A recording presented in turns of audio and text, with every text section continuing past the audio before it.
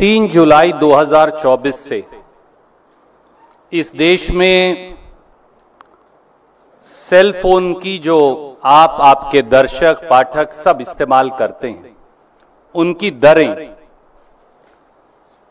बढ़ा दी गई तीनों प्राइवेट सेल फोन कंपनियों के द्वारा। ये खबर तो आई कि सेल फोन की दरें बढ़ी, पर यह खबर शायद नहीं आई कि उसका देश के ऊपर इंपैक्ट क्या हुआ। साथियों, 3 जुलाई 2024 से मोदी सरकार की आंख, कान और नाक के नीचे उनकी प्रत्यक्ष सहमति से इस देश की 3 सेल फोन कंपनी, जिनका मार्केट शेयर 91.6% है, यानी 109 crore cell phone users 119 crore में से केवल रिलायंस जियो, भारती एयरटेल और वोडाफोन का सेल फोन इस्तेमाल करते हैं, उनके लिए सालाना 34,824 करोड़, चौंकिएगा मत, मोदी सरकार ने उनके लिए 109 करोड़ सेल फोन कंज्यूमर्स पर 34,824 करोड़ सालाना का बोझ डाल दिया है।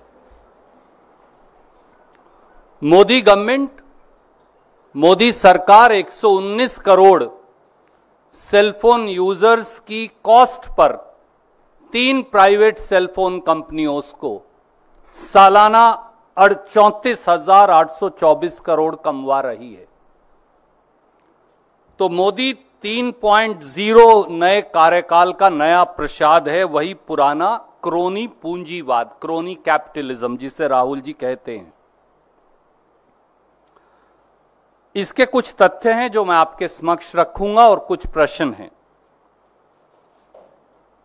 सेलफोन मार्केट जो है इंडिया में, वो ओलिगोपोली है, यानी केवल 3 सेलफोन ऑपरेटर्स हैं। रिलायंस जियो 48 करोड़ सेलफोन यूजर्स, ये मैं नहीं कह रहा, मैं ट्राई की सबसे लेटेस्ट रिपोर्ट आपको भेज रहा हूं, ये उसका डेटा है, उसका एक्सट्रैक्ट अलग से भेज रहा हूं। Airtel 39 crore cellphone users, Vodafone idea 22 crore 37 lakh cellphone users, कुल 109 करोड़, कुल सेलफोन यूजर्स 119 करोड़। बाकी सरकारी कंपनियों के पास मुश्किल से बचते हैं 10 करोड़ के करीब। इनमें भी अगर मैं ये कहूं कि जियो और एयरटेल की ड्यूओपली है, यानी 2 कंपनी ही देश के लगभग सारी सेलफोन मार्केट को कंट्रोल करती हैं, उनकी संख्या 87 करोड़। अब तथ्य क्या है? ट्राई ने 23 अप्रैल 2024 को यह रिपोर्ट जारी की है। इसमें 31 दिसंबर 2023 तक का लेटेस्ट डेटा अवेलेबल है।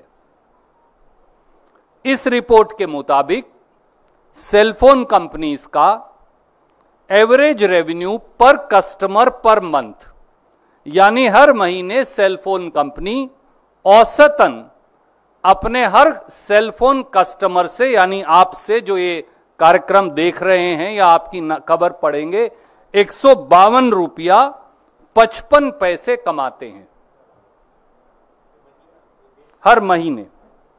हर महीने हर सेलफोन कस्टमर से औसतन 152 रुपया 55 पैसे सेलफोन कंपनियां कमाती हैं। 27 जून 2024 को अफेक्टिव 3 जुलाई 2024 रिलायंस जियो ने अपने रेट 12% से 27% बढ़ा दिए, औसत 20%। इसकी जो सबसे अफोर्डेबल प्लान है 155 रुपए की, जो सबसे ज्यादा कस्टमर यूज करते हैं, मुझे बताया कि शायद उनकी संख्या 25 से 30 करोड़ देश में हो, वो 155 रुपए से 189 रुपए बढ़ा दी, 22% इंक्रीज। 28 जून यानी अगले दिन 2024 को अफेक्टिव 3 जुलाई 2024 एयरटेल ने अपने सेलफोन यूजर चार्जेस 11% से 21% बढ़ा दिए, औसत 15%। अफेक्टिव उससे अगले दिन 29 जून 2024 को 27 को जियो बढ़ाता है, 28 को एयरटेल बढ़ाता है, 29 को वोडाफोन बढ़ाता है। अफेक्टिव डेट सेम है, अफेक्टिव 4 जुलाई, एक दिन आगे, वोडाफोन आइडिया ने अपने सेलफोन यूजर चार्जेस 10% से 24% बढ़ा दिए, एवरेज अगेन 16%। तो दो चीजें स्टैंड आउट करती हैं कि तीनों कंपनियों ने सलाह करके 72 घंटे में सेलफोन चार्जेस बढ़ाने की घोषणा की, और दूसरा एक ही तिथि से यूजर चार्जेस बढ़ाए, 3 जुलाई और 4 जुलाई, लगभग 24 घंटे के अंतराल में बढ़ा दिए। दो चीजें बिल्कुल साफ हो गई। अब एडिशनल पर ईयर बर्डन जब मैं बोलता हूं 34,824 करोड़ होगा आप सब पर, मुझ पर, आप पर, तो इसका क्राइटेरिया, मापदंड क्या है?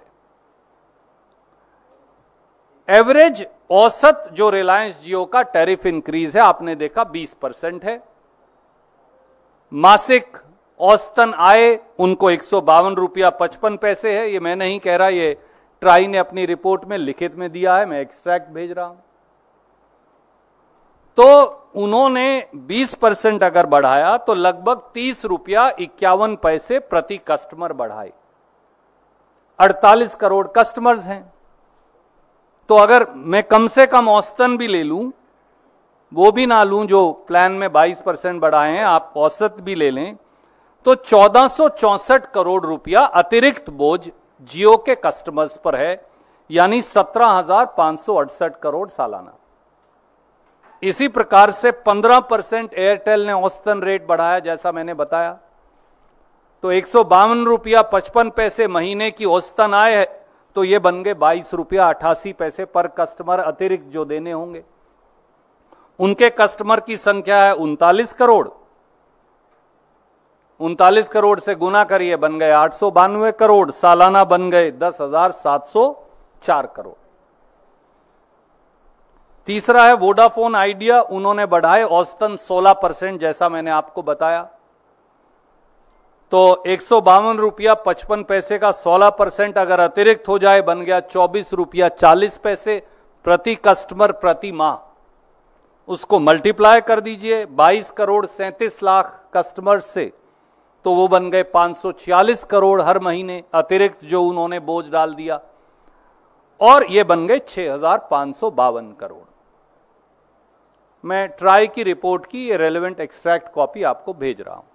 क्या यह सच नहीं कि भारत की सुप्रीम कोर्ट ने Delhi science forum versus union of India में साफ कहा कि केंद्र सरकार और टेलीकॉम रेगुलेटरी अथॉरिटी को निष्क्रिय ट्रस्टी की तरह व्यवहार नहीं करना चाहिए, बल्कि जनता के जन कल्याण के लिए सक्रिय ट्रस्टी के रूप में काम करना होगा। तो क्या मोदी सरकार देश की जनता के साथ विश्वासघात कर रही है? उम्मीद है कि देश के प्रधानमंत्री देश की 143 करोड़ जनता और 109 करोड़ उनमें से सेलफोन यूजर्स जो हैं उनको जवाब देगी कि हमसे 35,000 करोड़ क्यों वसूले जा रहे हैं। धन्यवाद।